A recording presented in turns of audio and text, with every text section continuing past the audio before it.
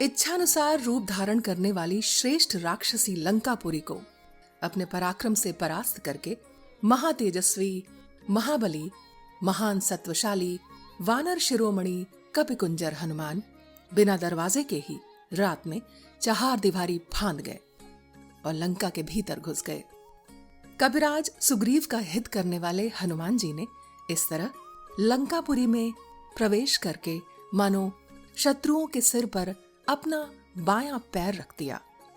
सत्वगुण से संपन्न पवन पुत्र हनुमान उस रात में परकोटे के भीतर प्रवेश करके बिखेरे गए फूलों से सुशोभित राजमार्ग का आश्रय ले उस रमणीय लंकापुरी की ओर चले। जैसे आकाश श्वेत बादलों से सुशोभित होता है, उसी प्रकार वह रमणीय पुरी अपने श्वेत मेघ सदृश गृहों से उत्तम शोभा पा रही थी। वे गृह अट्टहास जनित उत्कृष्ट शब्दों तथा वाद्य घोषों से मुखरित थे।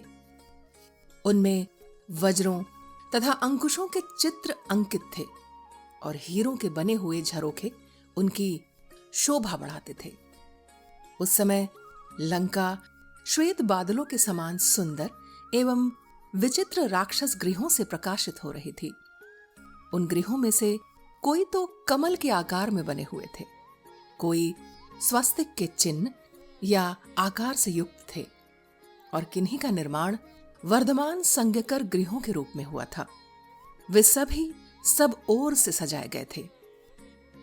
वानर राज सुग्रीव का हित करने वाले श्रीमान हनुमान श्री रघुनाथ जी की कार्य सिद्धि के लिए विचित्र पुष्पमय आभरणों से अलंकृत लंका में विचरने लगे।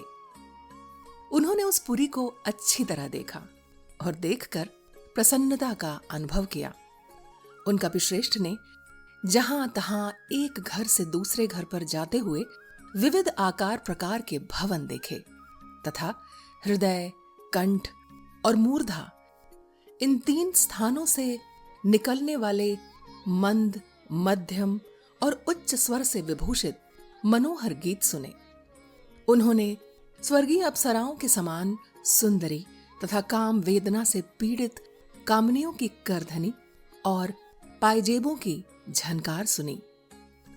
इसी तरह जहां तहां महामनस्वी राक्षसों के घरों में सीढ़ियों पर चढ़ते समय स्त्रियों की कांची और मंजीर की मधुर ध्वनि तथा पुरुषों के ताल ठोकने और गर्जने की भी आवाजें उन्हें सुनाई दी। राक्षसों के घरों में बहुतों को तो उन्होंने वहां मंत्र जपते हुए सुना और कितने ही निशाचरों को स्वाध्याय में तत्पर देखा। कई राक्षसों को उन्होंने रावण की स्तुति के साथ गर्जना करते और निशाचरों की एक बड़ी भीड़ को राजमार्ग रोककर खड़ी हुई देखा। नगर के मध्य भाग में उन्हें रावण के बहुत से गुप्तचर दिखाई दिए। उनमें से कोई योग की दीक्षा लिए हुए, कोई जटा बढ़ाए, कोई मूंड मुड़ाए, कोई गोचर्म या मृगचर्म धारण किए और कोई नंग धड़ंग थे। कोई मुट्ठी भर कुशों को ही अस्त्र रूप से धारण किए हुए थे। किन्हीं का अग्निकुंड ही आयुध था, किन्हीं के हाथ में कूट या मुदगर था, कोई डंडे को ही हथियार रूप में लिए हुए थे। किन्हीं के एक ही आंख थी तो किन्हीं के रूप बहुरंगे थे। कितनों के पेट और स्तन बहुत बड़े थे। कोई बड़े विकराल थे, किन्हीं के मुंह टेढ़े मेढ़े थे, कोई विकट थे तो कोई बौने। किन्हीं के पास धनुष, खड्ग, शतघ्नि और मूसल रूप आयुध थे। किन्हीं के हाथों में उत्तम परिघ विद्यमान थे और कोई विचित्र कवचों से प्रकाशित हो रहे थे। कुछ निशाचर न तो अधिक मोटे थे न अधिक दुर्बल, न बहुत लंबे थे न अधिक छोटे, न बहुत गोरे थे न अधिक काले, तथा न अधिक कुबड़े थे न विशेष बौने ही। कोई बड़े कुरूप थे, कोई अनेक प्रकार के रूप धारण कर सकते थे। किन्हीं का रूप सुंदर था, कोई बड़े तेजस्वी थे, तथा किन्हीं के पास ध्वजा, पताका और अनेक प्रकार के अस्त्र शस्त्र थे। कोई शक्ति और वृक्ष रूप आयुध धारण किए देखे जाते थे तथा किन्हीं के पास पट्टिश, वज्र, गुलेल और पाश थे। महाकवि हनुमान जी ने उन सब को देखा। किन्हीं के गले में फूलों के हार थे और ललाट आदि अंग चंदन से चर्चित थे। कोई श्रेष्ठ आभूषणों से सजे हुए थे। कितने ही नाना प्रकार के वेशभूषा से संयुक्त थे और बहुतेरे स्वेच्छानुसार विचरने वाले जान पड़ते थे। कितने ही राक्षस तीखे शूल तथा वज्र लिए हुए थे। वे सब के सब महान बल से संपन्न थे। इनके सिवा कपिवर हनुमान ने 1,00,000 रक्षक सेना को राक्षस राज रावण की आज्ञा से सावधान होकर नगर के मध्य भाग की रक्षा में संलग्न देखा। वे सारे सैनिक रावण के अंतःपुर के अग्रभाग में स्थित थे। रक्षक सेना के लिए जो विशाल भवन बना था, उसका फाटक बहुमूल्य सुवर्ण द्वार निर्मित हुआ था।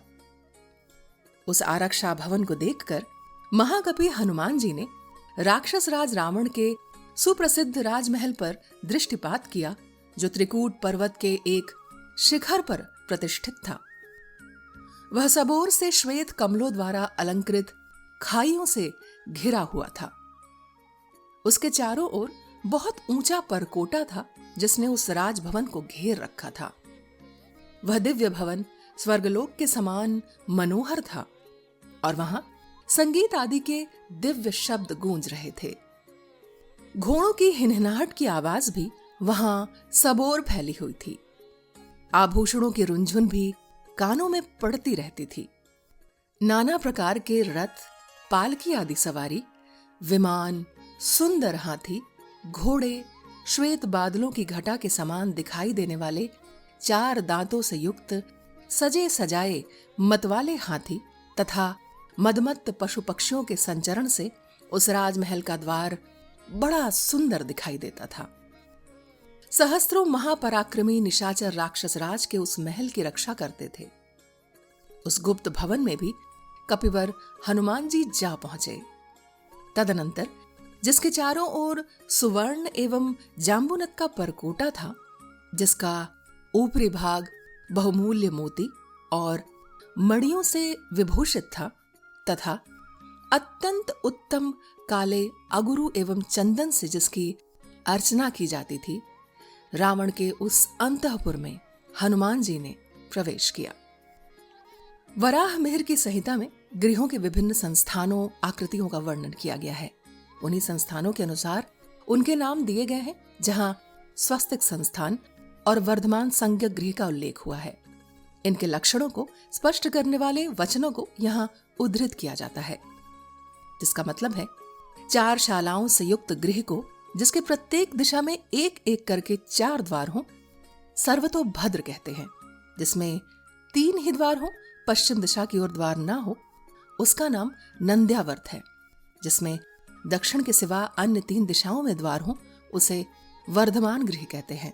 वह धन देने वाला होता है तथा जिसमें केवल पूर्व दिशा की ओर द्वार ना हो, उस गृह का नाम स्वस्तिक है और वह पुत्र और धन देने वाला होता है।